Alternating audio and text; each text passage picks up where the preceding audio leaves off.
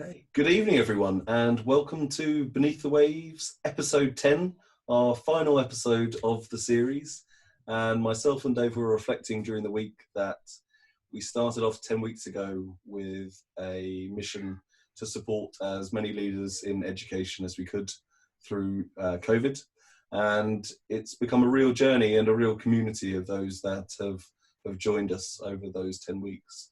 And we are going to finish tonight. This is the final episode, and we're delighted to welcome Dr. Alan Watkins and Sarah Watkins, his lovely wife, to episode 10. And they are the founders of Complete.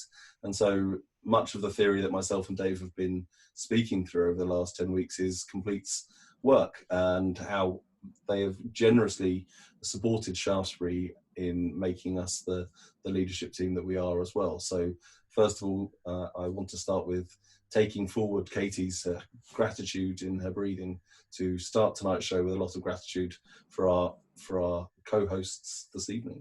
So welcome to you all. I hope you enjoy tonight. I think it's going to be fantastic. And of course, this isn't the end of Beneath the Waves. We will be coming back in September with a 5-week series, and we'll aim to do that term by term as we go forward. So we look forward to exploring what else it is that you want to hear about and how else you want to develop as a leader and develop education. So Dave, good evening and welcome to you. Thank you, Matt. Hello, everyone. So as usual, let me start with a quick reminder of what we did last week. I can find the slide. So if you remember, we were talking about the very difficult decisions that all of you guys are facing at the moment. Reopening schools, getting staff, bringing kids back, managing anxieties. And we explained a process whereby for managing really difficult, wicked problems, to make sure you get all the ideas out on the table, whilst also being able to make decisions quickly and move stuff forward. And we call it EDI. It starts with a step called Emerge, which is all about getting everyone's ideas, thoughts, inputs out, creating a safe environment where you can do that. Followed by a phase of differentiating, and that's where you take all of those inputs and put them into different buckets, create the different categories into which they belong, to organize them. Having done that, the third step is an integrate step, which looks at how do all of those different thoughts and ideas connect together, and what's the whole picture look like, what's the narrative that all of those create, to enable you then to move into turning it into a plan and into action. So really helpful process when you want to do things quickly, but make sure you've really tapped the wisdom of the crowd at the Emerge phase and make sure you've got all of the thoughts and ideas out on the table. So before we move into tonight's session, which is very much about the future of education, Matt shared this poll. Remember, for those of you that were there in week 1, we asked you how much time you were giving to yourself, and we thought it would be good to run that again. And I think we see some interesting. So most of you in the 30 to 60 minute group, and a lot of you in the 15 to 30 minute. Now, I must admit, I cannot remember exactly what the results of the poll were at the beginning, but my memory was it was much more in the 5 to 15, 15 to 30 minute bracket. So I think there has been an increase in the amount of time you're giving to yourself, which I think is fantastic. Difficult to do with so much going on, but so critical that you keep doing it. And a lot of you, at least 50%, using coaching to support you, which I think is great. Okay, let's move into this evening's topic, which is really about having talked for the last 9 weeks about lots of different topics covering I, we, and it. We really wanted to focus this last session in the current series about what does all this mean for the future of education. So I'm going to ask questions of Matt, Alan, and Sarah, but please post your own also on the chat or on the Q&A. Any questions you've got for them, post them, and I'll try and get as many of those answered as possible. So Matt, let's start with yourself. What are the sort of trends you see emerging in education at the moment? What are the key trends you're seeing? Well, I think I'm going to start actually at the other end this evening and looking at universities and what universities were and what universities are quickly becoming. And we've seen Cambridge over the last couple of weeks declare that they're only going to be delivering learning digitally for the next year. And a lot of other universities are going to be really suffering from the downturn in student numbers come next year, and universities are already under a huge amount of pressure to survive. And the reason I start with universities is because the ambition of education at the moment on the whole is, how do I get to university? Now, if there's going to be very few physical versions of university remaining outside of the big top 20 in the UK, then what is it that education is actually trying to achieve, and where are we trying to get to? I think I'll probably come on to talk a little bit more about that later, and you've obviously picked up on that from previous shows. But I think we're seeing education have the opportunity to really excel and become something that it has never been before. And the pressure from Corona has really enabled us to see our true digital selves, and that's without too much preparation and development in that. And I'm hopeful that education can really take that forward and move forward in the right way. And I think there is a moral aspect to that as well, of course, in how we can actually ready our young people for the 21st century and the many other wicked problems that it faces following, COVID being relatively a symptom of many more things to come. Okay, well, we might come back to that. Quite a radical trend leading to fewer physical universities, maybe very few going forward. And what does that mean? But Sarah, thank you for joining. First time you've joined us on the series. You did a lot of work, I know, in education when you were working pro bono with a lot of schools in Southampton. You've got 4 kids of your own who've all been through the education system. So if you had a magic wand, what is it you would most like to change in education today? I think for me, it's more about involving more people in education, so that we don't just rely on teachers to be the experts to teach our children. We obviously need some of that, but I think having sort of experienced some of my friends that have got younger children going through COVID and embracing homeschooling and starting to realize that actually they've got a lot to contribute, and they've found it difficult and they found it challenging, but they've also started to think, well, actually this is great because I'm really getting a different understanding of my child, and I think to keep that momentum going, have that input to teachers, and to keep some kind of dynamic going, even with the wider community. Why not bring in grandparents? I know in some households there's been some virtual teaching with grandparents that are a little bit tech savvy as well. So I think it's more involvement, not just relying on the teachers to do the job. Yeah, it would be great to see that continue. I know, Matt, that really resonates with you and your vision of carving pathways out into the community and back into school. And you see parents very much as one of the stakeholders in the school and involve them in lots of things. So, and I think that accountability factor that Sarah's talking about, with parents realizing actually they can contribute a lot more to their child's development, but also the child realizing, how determined are they to learn at the moment at home. And so as they become creative around their own sense of learning at home, I'd add to Sarah's point and say, are our learners ready to learn independently? And actually, I think in some cases we're finding they are going off on their own tangents and adapting to their own strengths as well. So are parents picking up on that when they're considering the future of their young people? Oh, great. So Alan, you obviously work with clients all over the place, and you see, a lot of different businesses, a lot of organizations. You see the changes happening in the world.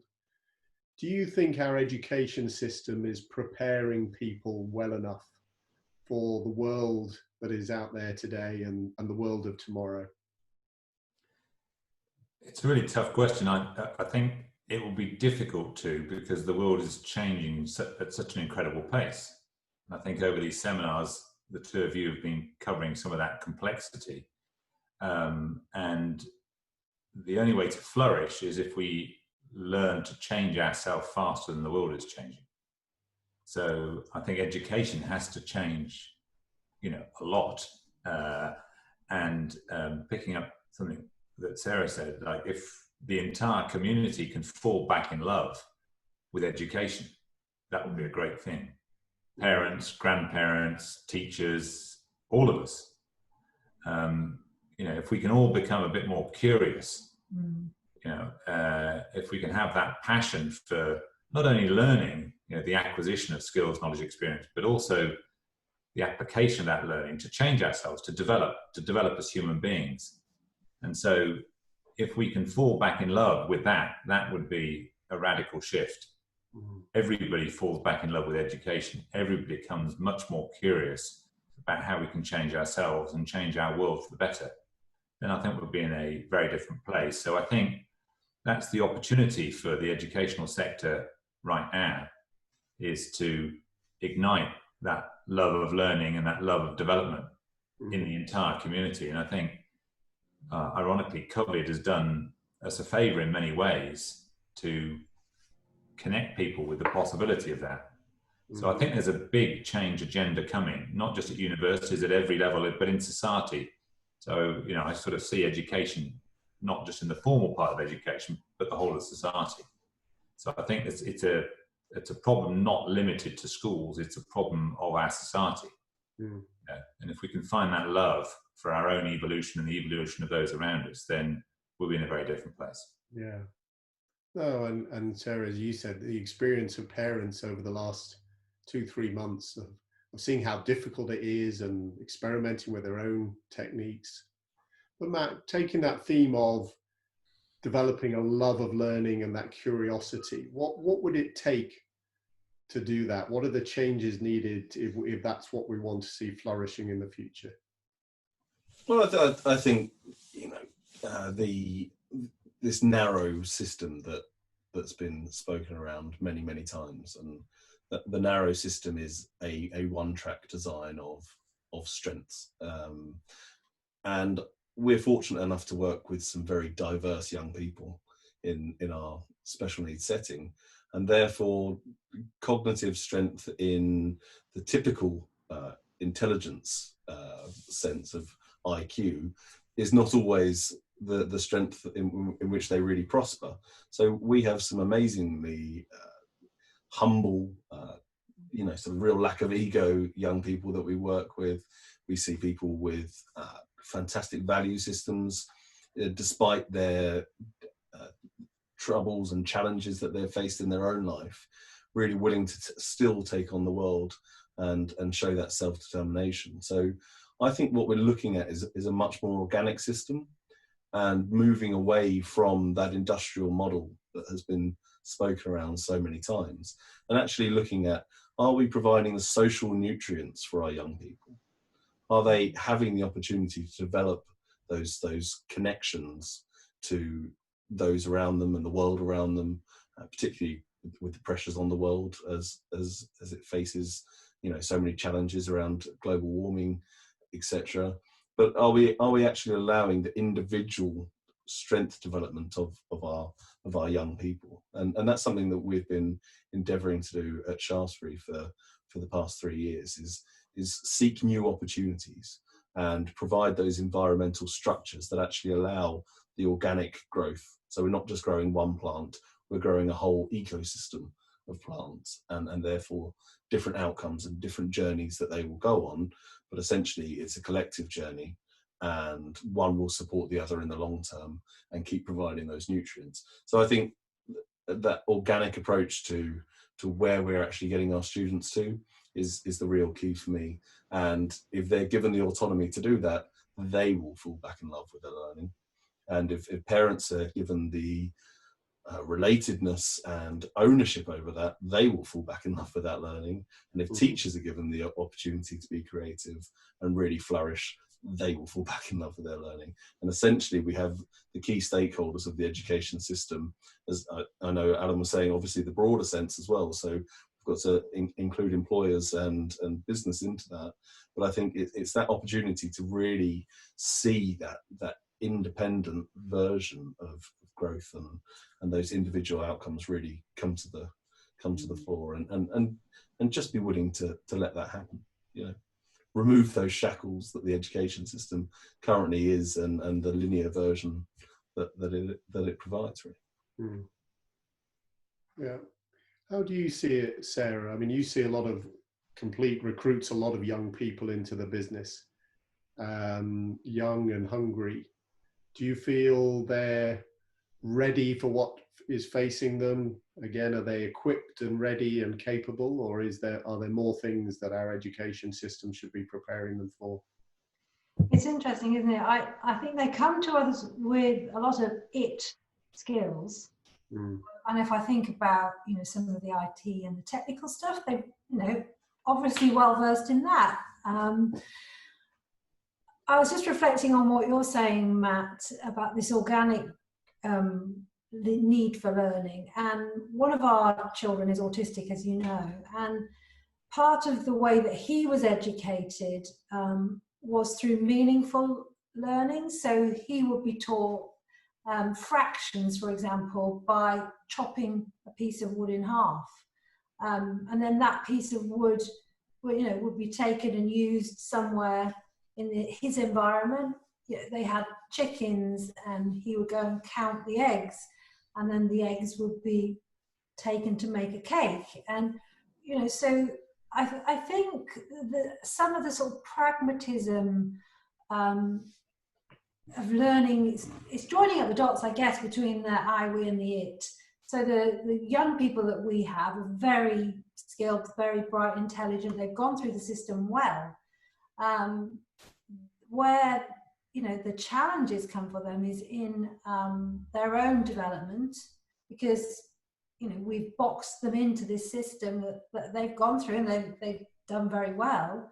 But it's been interesting giving them the opportunity to have some personal development and a bit of reflection, to think about the relationships that they have and how they interact with each other.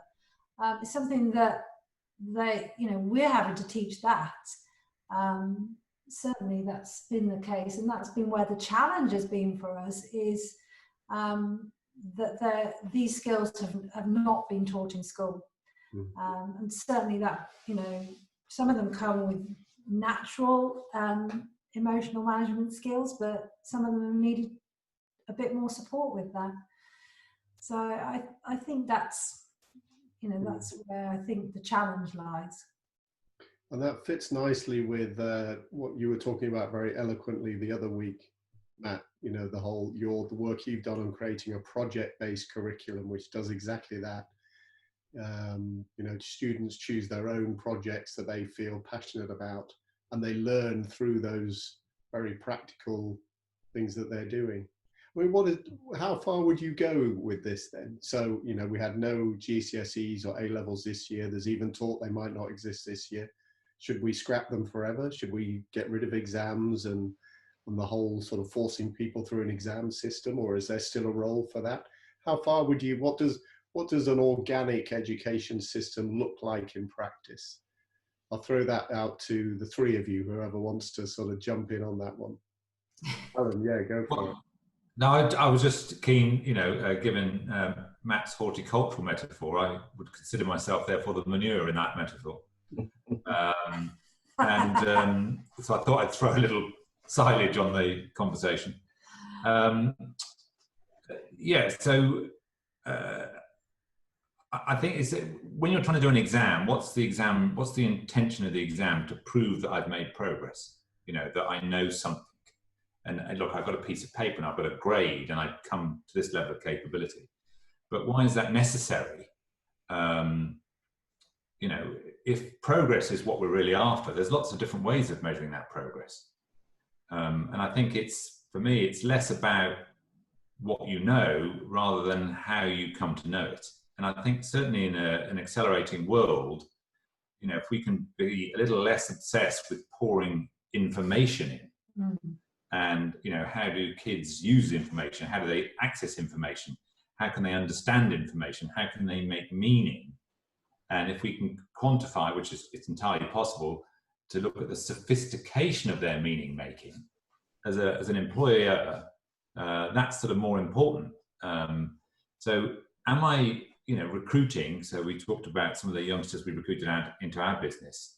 Is this sort of 24-year-old I'm recruiting really 24? I mean, they've got these bits of paper from school and these A-levels and maybe this degree of a certain grade. But is that human being I'm recruiting really 24? Maybe on the inside they're 12. Maybe on the inside they're 8. And it's that matters more, I think, because it's the level of maturity and sophistication we can bring that really moves the dial, particularly in a disrupted and accelerating world. And we see, you know, CEOs, you know, all around the world who on the inside are 14. And you know, before they get affronted by this mere suggestion that they might be 50 on the outside and 14 on the inside, we say, well, we can measure it. You know, we can measure the level of maturity and sophistication, and your ability to make positive change in the world is driven more by your maturity than the volume of information you know and can regurgitate on a piece of paper. So I think if education becomes a little less obsessed with test taking and the regurgitation and short-term memory retention, and a little bit more excited by, you know, maturity, sophistication, and wisdom, that wouldn't be a bad thing. Matt, does that feel right to you? Yeah, no, completely. And I think there's that healthy balance, isn't there, between the I and the we and the it. And I have to say that having experienced the change that we've experienced, the it has almost become a secondary outcome of the highly developed I and we, both in staff and students. The more sophisticated our staff have become, the more that it just naturally comes from them, because they're thinking in a more sophisticated level, and therefore addressing more complex problems that are facing them, and with relatively less effort and more ease in actually figuring those out. You find that the rate of change just becomes so much more fluent and with a lot less friction in the workplace, and therefore that transmits into the culture, and it transmits back into the classroom, and the young people benefit from the same approach. So I think I completely agree. So we've got a couple of questions coming in from the audience, from everyone. So thanks, guys. Please do keep sending them in. Debbie asks, but how do you teach wisdom? It doesn't just happen. That's right, it doesn't. And you don't teach it, you cultivate it. So again, sticking with the horticultural theme, you have to nurture it. You have to understand there is a profound difference. And we talk about this in organizations, and the work we do in organizations all the time. There's a profound difference between learning and development. You know, learning, you acquire the information, the knowledge, the skill, the experience, and development, you use that to mature yourself, to move up, to level up in gaming terms.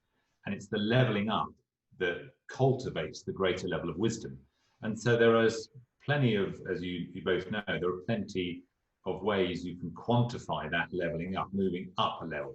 And so age is often a proxy, a sort of very blunt one, I might add, or a metaphor for increased maturity. But it's the cultivation of an increased level of maturity, you know, whether that's emotional intelligence and the levels, and the 12 levels of emotional intelligence, whether it's, as you've talked about in these webinars, values maturity, whether it's ego maturity in terms of identity and self, you know, whether it's, I don't know, connectivity maturity, behavioral maturity.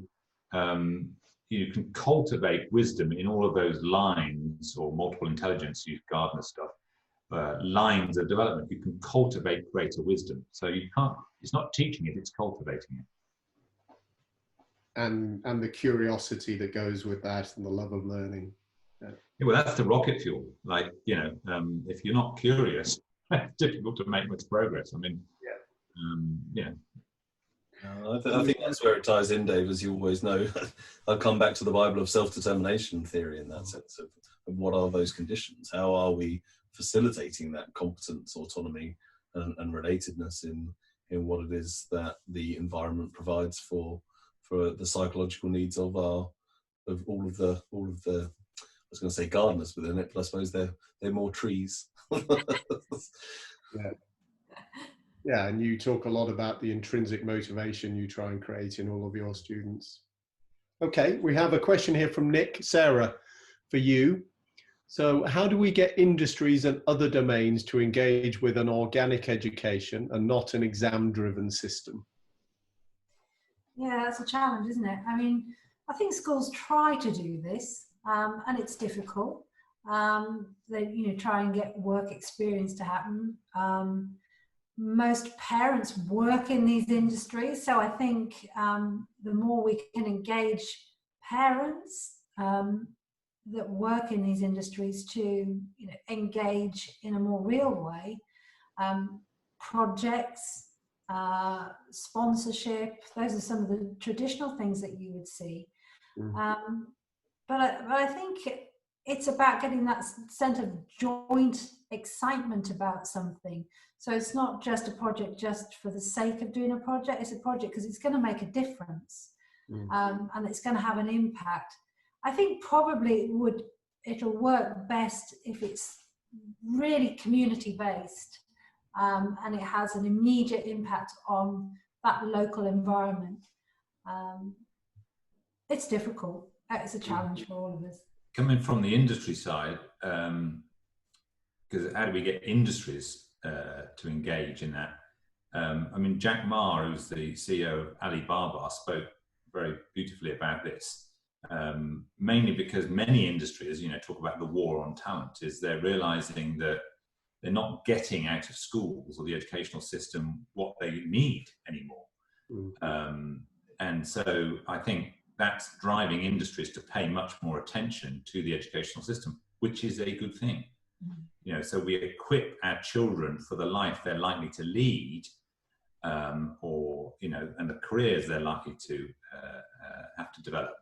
So I think industry, because it's sort of not working for them, is becoming more interested in paying more attention.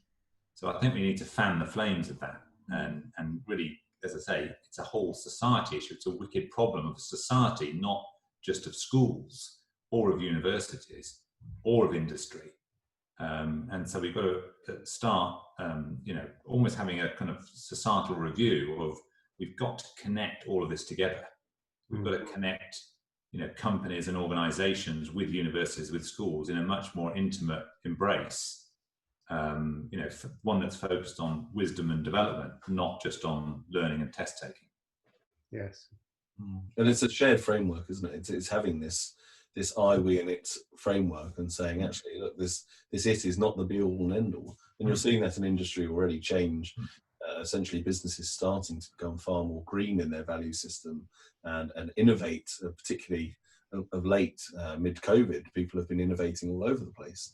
And companies have started to realise that actually the only way to survive is to innovate and have those creative minds in their workforce. So I think that COVID has shed a huge amount of light on what is missing and what is present, and the ability to see that very starkly and really develop the argument using the context that we're in is actually a way of really reaching out to politicians. As I've seen another question come in around, how do we enable that the politicians to enable that cultural shift, and the industry. And as Alan said, it's the whole picture.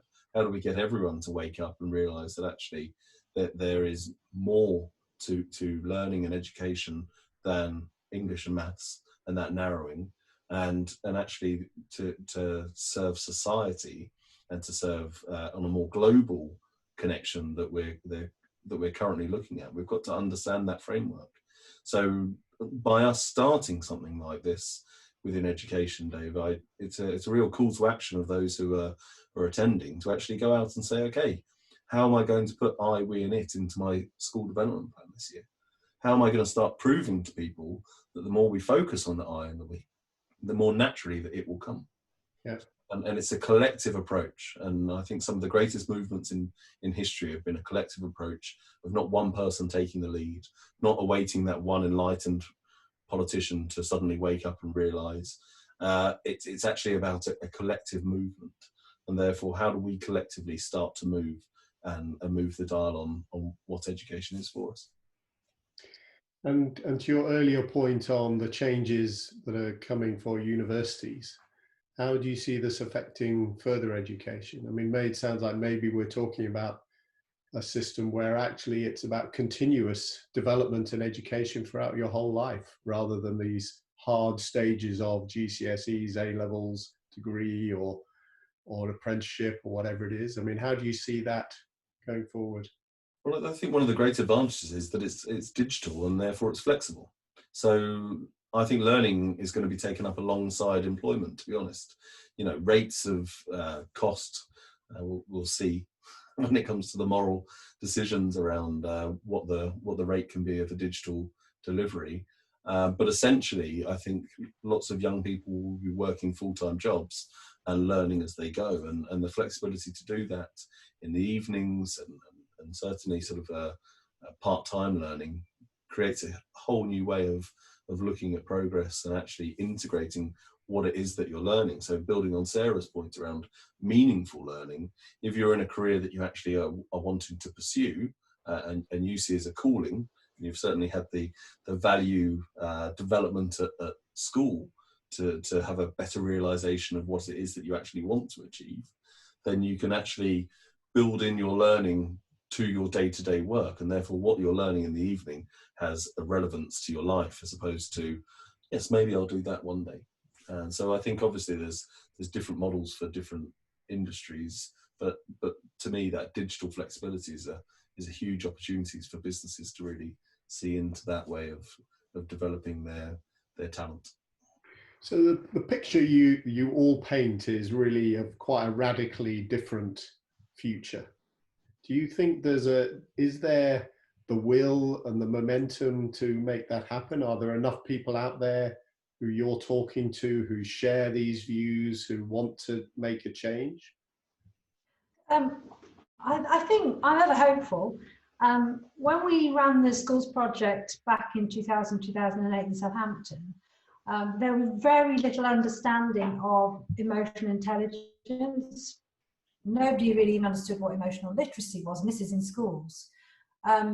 Now it's commonplace, and that's only sort of a 10, 12-year period that it's all, there are already shifts happening. And I think because there's so much more information available to us all digitally, and we all share it and spread it around so much more than we used to do, I'm ever hopeful that it is possible, that, you just have to keep walking your walk, talking your talk, and having those conversations. And then more people eventually get it. Mm-hmm. Yeah. And I think, again, I've seen another question come up around getting the Ofsted inspectors on board, but it's exactly what Sarah's saying. Are you not just, so personal development was built into the Ofsted framework last year, and they've essentially said, well, personal development, you can't really see it in schools, you can't really measure it, so it's just going to be this long-term outcome, and therefore, as long as you give it some lip service, yeah, you're covering personal development. Whereas actually, can we take the tools and really build that personal development and prove it? And therefore, what you will see from the academic outcomes will no doubt start to show huge benefit when you're investing in the young people and giving them the accountability and allowing them to develop. So actually, are we proving it to the system rather than waiting for the system to ask it of us? I think that's the point, Matt, is that 50% of the people listening live to this said that they're engaging in coaching. So whether even if the inspectorate is just paying it lip service at this point, people on the ground are realizing the value of it. And once more people not only realize the value of it, but realize you can quantify increased maturity, increased sophistication. You know, goodness knows what happens when the inspector suddenly realize you can measure this stuff. Maybe they'll really get on board with it. You can measure this stuff. You can show. So when they say, well, you can't really see increased maturity and wisdom in a school, you absolutely can see it. You get better decisions and less suffering of the staff and the kids when wiser people are making the choices. I mean, we certainly see on a daily basis the evidence of a lack of wisdom in society, you know, and the suffering that causes. Fortunately, the opposite is true, that when you get wisdom in charge, you get a reduction of suffering and accelerate. We saw that in the schools, in that the number of suspensions, and that reduced significantly the year that we were working in those schools. That's just one aspect of the suffering. You know, so then those children are actually spending more time in school, having, you know, some exposure to learning and development rather than none. They're not getting anything at home, being suspended. And you found, I think, is an 83% reduction in your behavioural incidents, Matt, if I remember rightly? Yeah, I mean, it was remarkable change, really. The young people, and we're talking about complex learners here, just taking on a completely different approach to their learning and realising it's theirs, and it's their choice around what they're going to do with it, and being given that opportunity and accountability at a young age allows you to take far more a mature approach to the decisions that you're going to make through the rest of your life. Whereas actually, if we simply keep loading the young people with, this is what you must do, this is for the test, well, actually, if the test doesn't really interest me and my life's not going to revolve around the test results that are coming, or in fact, if they are, and I really want to apply my knowledge, then I need to be the one that takes that next step. And it's beautiful when you see children understand that point, that they are responsible for themselves and for the choices that they make, and they take that back and they demand that of their parents. How beautiful is that? And that's, you know, that's really where you start to see a shift in society, because it's not just one way. You know, we're not doing to these children. You know, it's part of a shared experience that we're engaging with them. And there are pockets of this all over the world. I mean, I see there's a question here about other countries, you know, and having, you know, been around the world a lot, you know, this comes up a lot in the conversations I have. There are pockets of this all over the world. And to Matt's point, you know, creating momentum. People, you know, there are more and more people waking up to the kind of things that we're talking about. Part of the challenge now is connecting these pockets together. There's pockets in Scandinavia, in the Netherlands. We spoke a long time ago in an educational conference in Kauai, and some of the alternative education movement. There are these pockets of people who are realizing there is a much more effective way to cultivate, you know, learning and development. And part of the challenge is to, you know, get with the program and start connecting, sharing best practice of how we can accelerate learning and development, how we can, you know, ignite the love of learning, the love of development. So I think that's part of the mission, the momentum, the connectivity. Alan, move on to a different question. What is it then? I mean, you've worked with thousands of people in all sorts of sectors of organizations and so on. What can the education sector learn from by looking outside? Well, I think it's every sector can, you know, needs to be more open. So the educational sector can learn from looking outside of itself, but so can the business sector. So I think it's just a general stance in life. You know, we need to be less insular. I think insularity is a predictor of failure. And the best businesses are less insular. And in fact, that's something we're constantly teaching our corporate clients is to be more semi-permeable. Also, as you know, we work a lot with professional sports people, and just to share a very brief story, in London 2012 Olympics, I had the great good fortune of working with the GB rowing squad, I basically offered my time free, because I was a rower. It's a home Olympics. What a great gig. So I said, look, in the 3 months running before the Olympics, if I'm not with a client, you can talk to me for free. And of the 15 crews and 15 coaches, I said, who's interested in that? And 7 of them put their hand up, and the other 8 went, nah, no thanks. And of the 7 that put their hand up, 6 of them medalled. And of the 8 that didn't put their hand up, only 3 of them medalled. So not that I'm saying that was particularly anything to do with me, hopefully I helped a bit, but more the point was that the best people are always open for business. They're always open, looking outside, what else? Because they have this love of learning, they have this love of development. And so they're constantly looking. So the best people are always doing that. And so we've got to ignite that passion, that love for learning and development. Yeah, and we spoke a bit about that a few weeks ago when we talked about networks and the power of networks.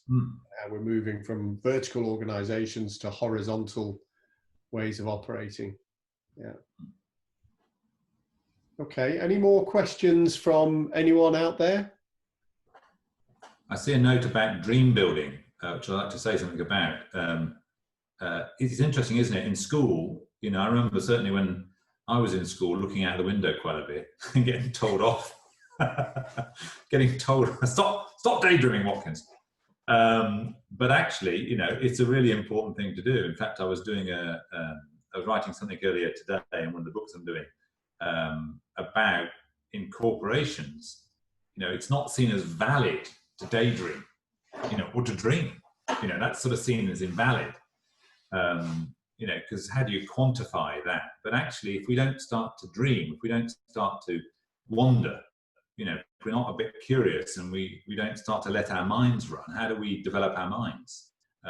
But most businesses find that very difficult. How do you quantify thinking? Or certainly how do you quantify the quality of thinking? What are you doing? Get on with something. I was thinking. Well, stop thinking and get on with some work.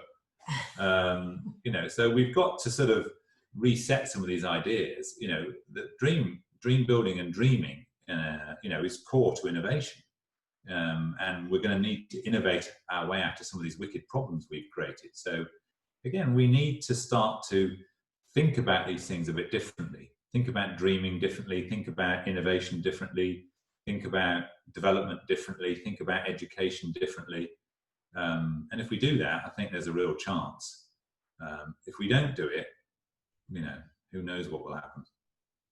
I think, sorry, Dave, I think that touches on a point around lots of leaders will be starting their school improvement plans around about now, with sort of half a term to go and lots of uncertainty next year.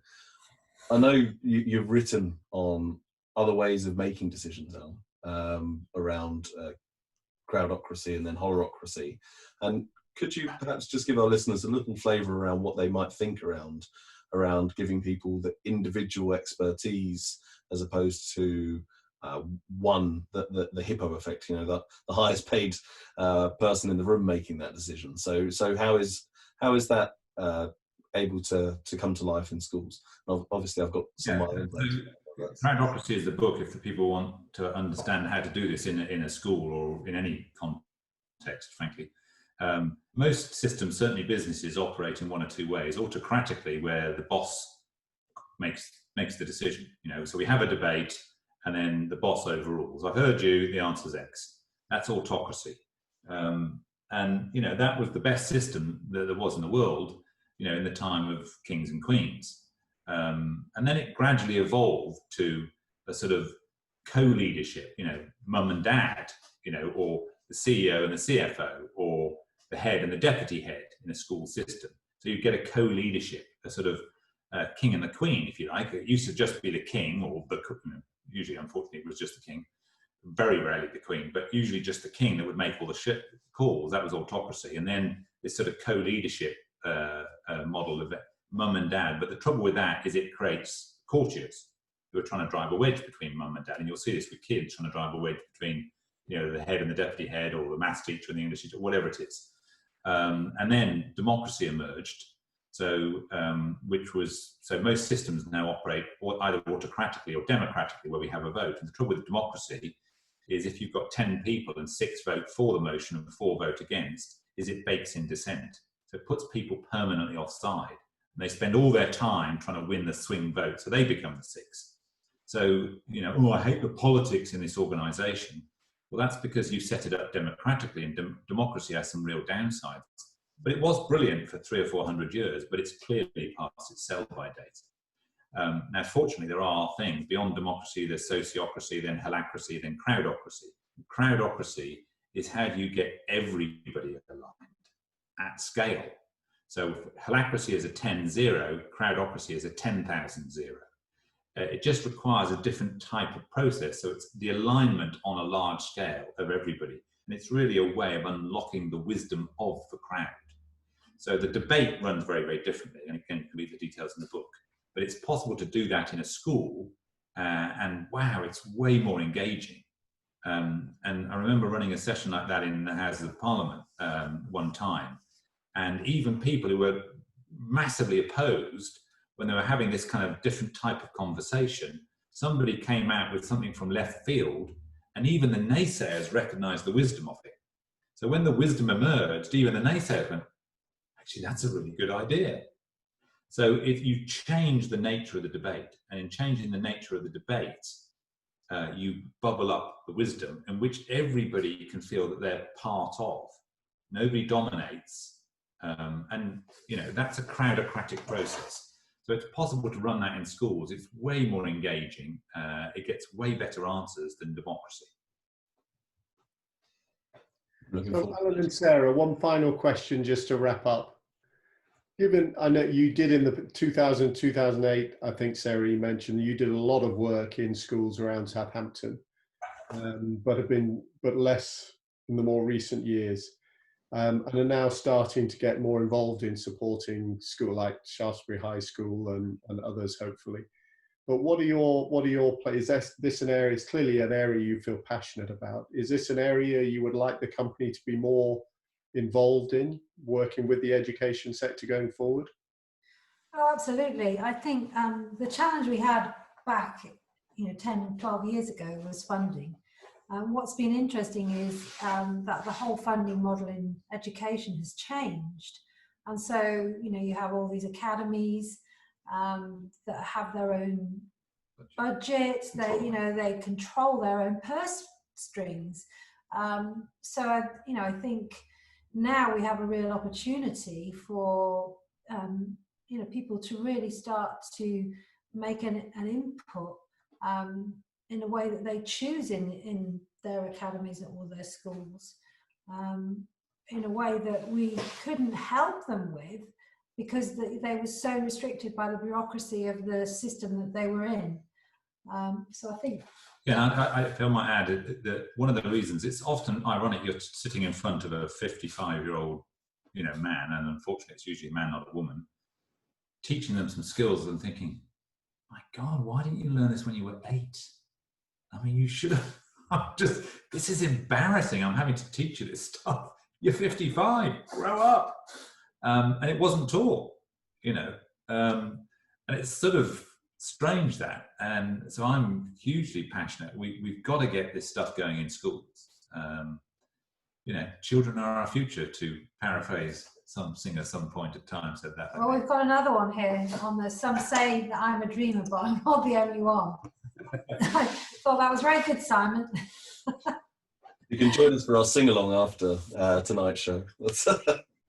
I just want to say thank you so much, Sarah and Alan, for coming on this evening and obviously sharing long before the shows began your own wisdom and bringing it into education through the work you did both down in Southampton and with Shaftesbury and now with Complete's education wing. So thank you so much for that investment, and I'm really appreciative of all of that giving from yourselves, but also for Dave, because that input has been absolutely fantastic over the last 10 weeks, and Dave brings so much experience from the business sector, and literally delivers it to education and puts it in that framework for us. So I think the learning experience for myself and on behalf of the attendees this evening and throughout the 10 weeks, I just want to say thank you very much to Complete, and thank you to yourself, Dave, for co-hosting with me. I'm getting a bit emotional. I've loved it. Well done, guys, for picking up the mantle and running with it, Yeah. and taking the opportunity while we were, in a really strange situation. It's been really, really nice to listen in and hear how things have gone and the reception. So great job. Can't wait for September now. A lovely thank you from Nick and Rebecca on the chat. So thank you, guys. Thank you. Yeah, it's sad to be wrapping up series 1, but we'll be back. Yeah, That's the way of thinking about it, Dave. There's always the next series.